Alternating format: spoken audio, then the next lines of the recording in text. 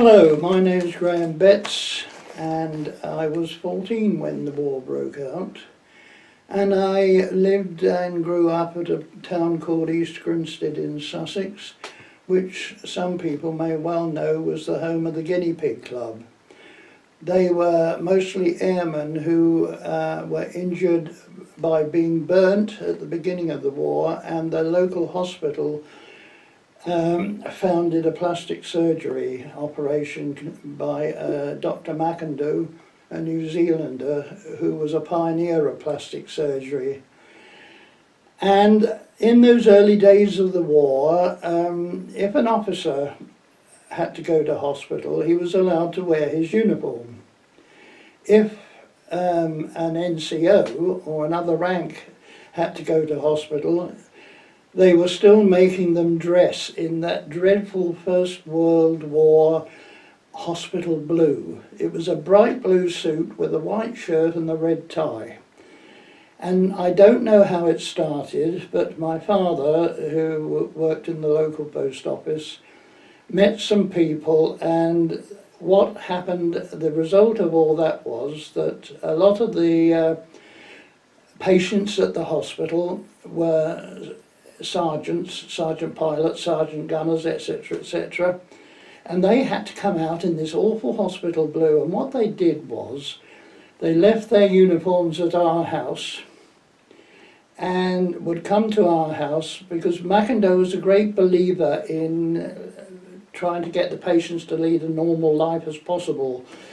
And they would come to our house, change into their uniform, and walk round the town, go and have a drink. Then they would come back later on that afternoon, change back into the hospital blue.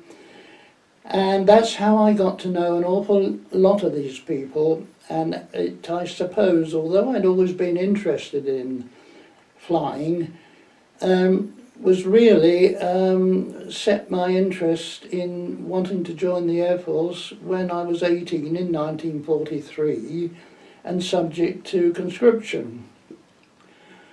Before that though, the Air Training Corps was founded in 1941, so I was an early member of that. And of course I had a worm's eye view of the Battle of Britain, living in Sussex as I did. And the noise of those machine guns and the dogfights, it's etched on my memory even now. I can hear it if I sort of put my mind to it. Anyway, moving on to 1943, I got my call-up papers, like everybody else who'd reached the age of 18.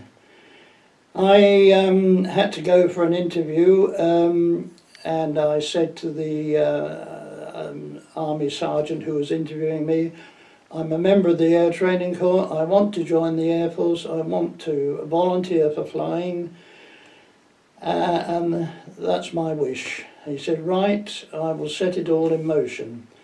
What a lot of people don't always realise, of course, is that every person who flew during the war volunteered. You could not be conscripted to fly. And I think the same might have applied to submarines, but that's another matter. In due course I was called up to the Air Ministry in London for selection for aircrew training, and it was an all-day do. You had to answer intelligence tests, you had to do coordination exercises, and in the afternoon you were interviewed by a small committee of senior officers. And I remember they said to me, well, you've passed everything nicely, what do you want to do? And I said, I want to be an air gunner.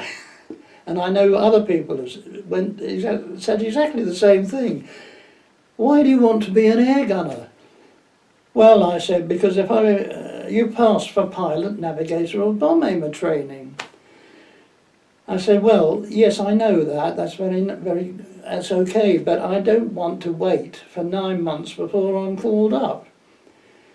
So they then said, well, look, we see you've done pretty well at wireless Morse code in the Air Training Corps. We're calling up wireless operators, flying wireless operators. in about a month or so. How's that suit you? I said, excellent, first class. And within a month, I was enrolled that day in the Air Force, enlisted or whatever they call it. And then I had to wait about a month, and then I got my call-up papers. The first 2.5 weeks were spent at St John's Wood, where we were billeted in what was called council flats in those days.